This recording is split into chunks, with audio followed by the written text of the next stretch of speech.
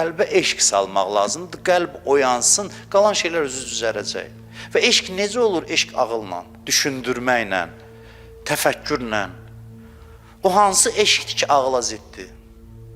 Deyir, Əbəlfəz dayandı, suyu götürdü, ağıl dedi, iç, eşq dedi, içmə. Hansı ağıl deyə bilər ki, iç suyu, hansı ağıl?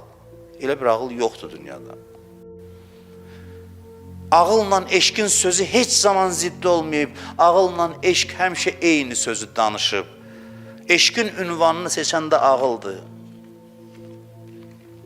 Ona görə də deyir, aşiqlərin qurduğu düzən.